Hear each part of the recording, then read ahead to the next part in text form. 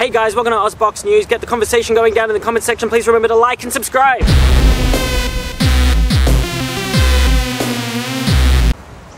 Alright, so Anthony Mundine is facing Joshua the Grandmaster Clottey on April 2nd in Newcastle. This is going to be a killer fight. You can trust me on that one. Take a look at some of these clips of Joshua Clottey facing Miguel Cotto and Manny Pacquiao. This guy is an absolute beast. He's faced Antonio Margarito and smashed Zab Judah in a fight many years ago. Yeah, 2009. It's not that long ago. People are saying Joshua Clottey's washed up, but in my opinion he's no more washed up than Anthony Mundine, and in my opinion Anthony Mundine still has a lot of love to give. Joshua Clottey is an absolute take. Look at him beat the fucking shit out of Miguel Cotto. Absolutely destroying him.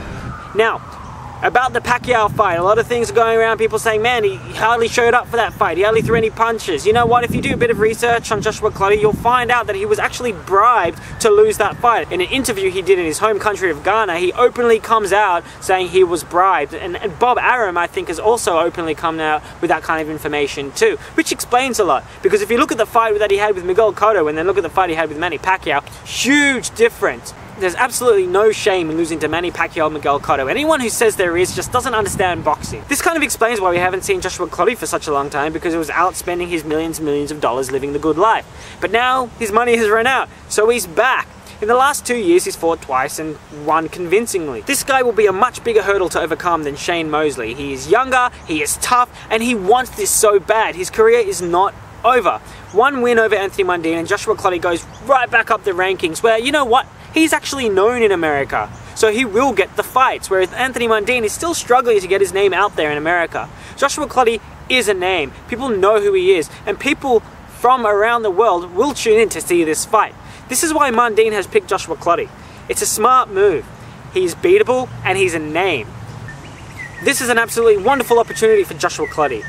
It's a high risk but high reward situation, and I truly believe Joshua Clottey can beat Mundine, although I am rooting for Mundine on this one, as always, true blue. I think Joshua the Grandmaster Clottey is very dangerous. I would be very wary of Mundine actually standing toe-to-toe with him and boxing him. Just look at him destroy Miguel Cotto's face.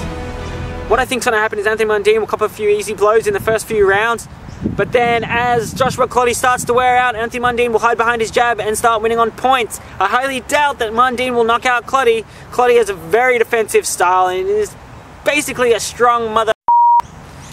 So, that's my prediction for the fight. We're 2 for Anthony Mundine. After he beats Clottey, who knows, but I really have faith that he's going to name someone that has a big rep in the States. Someone who is well known and probably holds a belt. And my goal this year is to become the WBA, that 154-pound champ.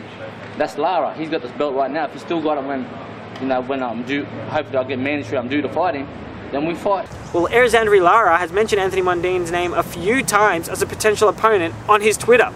This is a very realistic fight for Anthony Mundine. It would pose the biggest payday for Erislandy Lara for what he perceives as a relatively low-risk situation. It actually works in Mundine's advantage that he's considered a B-class fighter and can lure these big names to our country and, you know, hopefully give him a bit of a shock. First things first, got to get past Joshua Clottey. What do you guys think of this fight? Let's get the conversation going in the comment section.